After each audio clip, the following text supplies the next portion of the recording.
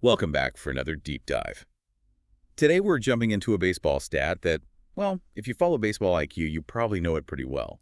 Weighted on-base average, wOBA. Yeah, absolutely. For our baseball IQ listeners, wOBA is kind of fundamental, right? It's that go-to metric for seeing how much a hitter is really contributing, boiling down all those singles, doubles, walks, homers into one number. Exactly. Puts it all on a level playing field. But here's the thing. Even though wOBA feels like it's always been around now, it actually has this really interesting backstory. It didn't just, appear out of thin air. Hmm. Its history goes way back into sabermetrics. No. And for this exploration, we're leaning heavily on an amazing blog post by Tom Tango.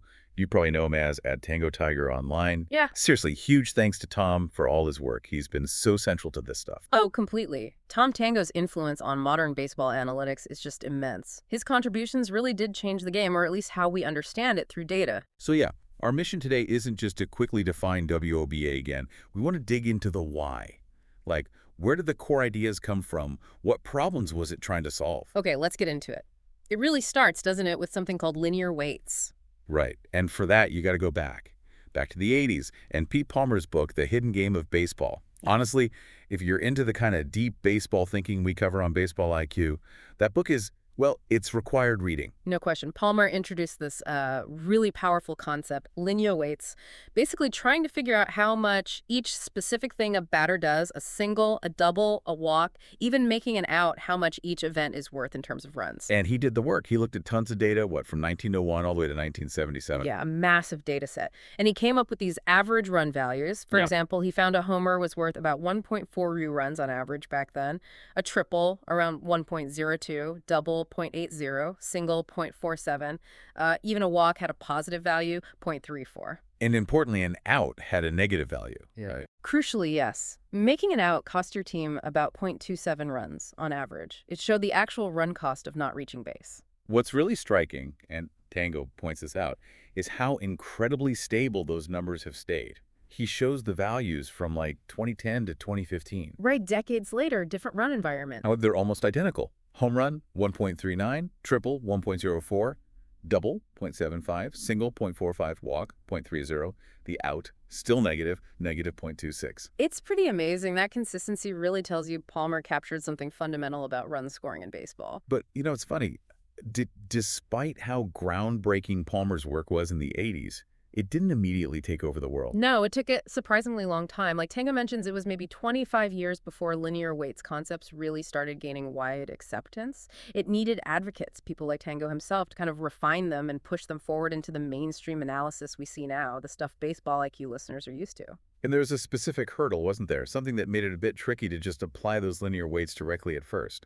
Tango calls it a stumbling block. Yeah, there was. The way linear weights were often presented initially set the league average player's value at 0, which, okay, statistically you can do that, but it created this weird side effect. Which was?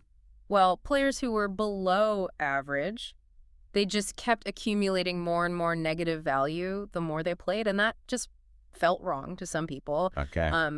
Notably, Bill James wasn't a fan of that approach. Tango had a good analogy for this, right? The win-loss record. Exactly. He said, look, a team that finishes 9-15 is obviously better than a team that goes 1-5. Like, clearly. Yeah, I'm kidding. But if you used a wins above average stat where average was 0, that 9-15 team might look only a tiny bit worse, or maybe even better in some ways, than the truly terrible 1-5 team, depending on how many games they played. Okay.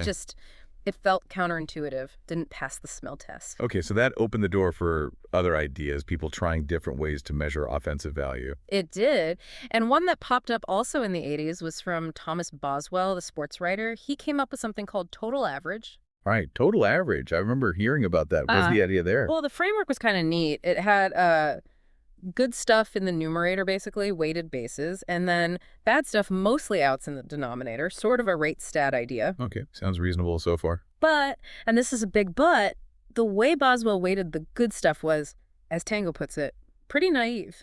He gave like 1 base for a walk, same as a single, 2 for a double, 3 for a triple, 4 for a homer. Wait, 1 for a walk and 1 for a single. Yep, and even worse, he gave 1 base for a stolen base too, which is, well, highly problematic. Yikes. Yeah, a walk is good, But it's generally not generating the same run potential as a single, and a stolen base is a whole different category of event. Precisely. So while the basic structure, good stuff over bad stuff, had some merit, those flawed weights meant total average just didn't accurately reflect run creation. It never really caught on. Okay, so linear weights had this zero average issue. Total average had the weighting issue. Fast forward a bit then. Right. Fast forward about 20 years or so. And this is where Tom Tango really steps in and builds directly on Palmer's linear weights foundation. He took those established run values, Palmer's originals or updated ones, and did something clever. Which was? He basically looked at them relative to the value of a single. So instead of just the raw run value, he looked at the ratios. Ah, okay. So like how many singles is a home run worth? That kind of thing. Exactly. And he found some pretty stable ratios there, too. Roughly speaking, a homer was worth about 3 singles, a triple, maybe 2.2 singles, a double, 1.6, and a walk, around 0.7 singles. Interesting. So what did he do with those ratios? He used them to create a new metric he called linear weights ratio, or LWR. The numerator used those relative weights for all the hits and walks, and the denominator was just the total number of outs the player made. Okay, so it's still kind of like Boswell's good stuff over bad stuff framework, but with much, much better weights derived from linear weights. You got it. And Tango mentions LWR produced a pretty decent scale. League average was around 0.700. The best hitters were up near 1.00. It was workable. Makes you wonder, could LWR have been the big one? Could it have become as popular as, say, OPS? It's an interesting thought. Tango himself kind of muses on that. He acknowledges OPS had a huge advantage. Simplicity. You just add OBP and slugging stats people already had. Easy peasy. Right, even if adding them isn't statistically perfect, it's accessible. Exactly. And fun fact Tango reminds us of, Pete Palmer himself actually introduced the concept of OPS. First he called it PRO, for production, kind of as a simpler way to get some of the linear weights ideas across without the complex calculations. Palmer again. So Palmer gives us linear weights, Boswell tries a ratio, Tango refines the ratio with LWR, but we still haven't gotten to wOBA itself. Almost there.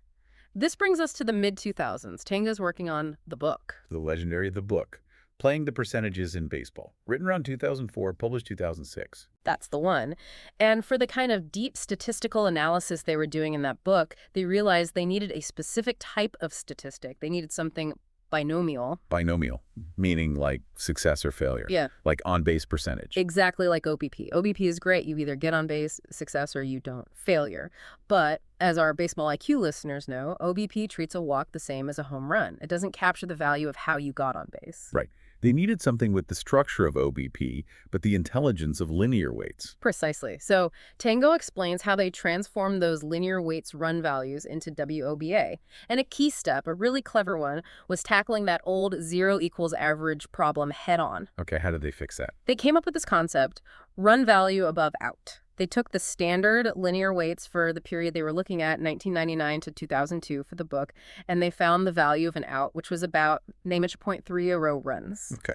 Then they added the absolute value of that out, so positive 0.30, to the run value of every other positive event. Oh, I see. So the home run, which is worth 1.397 runs, they added 0.30 to it. Yep. So the HR became 1.697 in this new system. The triple went from 1.070 to 1.370, double from 0.778 to 1.078, single from 0.475 to 0.775, walk from 0.323 to 0.623. And the out itself, its value was mana 0.30, so adding plus 0.30 makes it? 0, exactly. In this run value above out system, making an out is the baseline. It's worth 0. Yeah. Every other positive event shows its value added above simply making an out. That's brilliant. It completely solves that negative value accumulation problem. So why didn't they just use that as the stat? Run value above out per plate appearance. Tango actually says they could have. It would have been a perfectly valid metric. The league average would have been around 0.300 or so, reflecting that baseline value. But they had another goal for the book.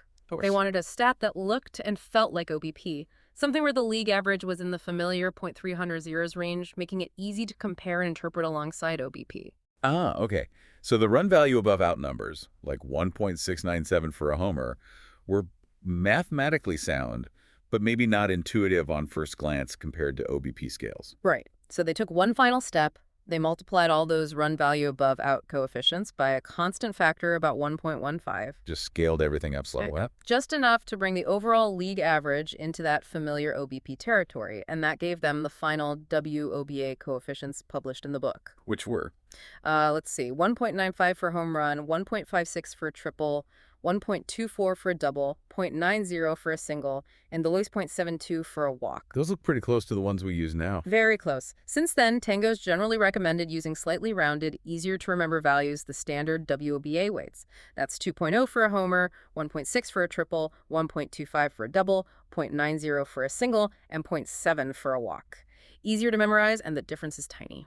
Wow. Okay, so that whole journey from Palmer's linear weights, addressing the zero average issue, calculating value above and out, and then scaling it to match OBP, that's how we got wOBA. That's the story. And having it on that OBP scale, plus its binomial nature, makes it super useful for all sorts of analysis and research, the kind of stuff the baseball IQ audience really bigs into. And you can't really talk about wOBA becoming mainstream without mentioning Fangraphs, right? No, absolutely not. Fangraphs adopting wOBA and featuring it so prominently was huge. It really helped solidify its place as, a cornerstone of modern public baseball analysis. It really is just a fantastic example of building on previous work and refining ideas over time. But wait, Tango mentions one more little twist, doesn't he? Something called core wOBA? He does, yeah. After wOBA was established, he apparently tried to float an even simpler version, core wOBA. What was the idea there? Even simpler weights? Yep, just nice, clean integers it was. 6 for a home run, 5 for a triple, 4 for a double, 3 for a single, and 2 for a walk. Huh. 65432. Huh. Easy to remember. What was the thinking?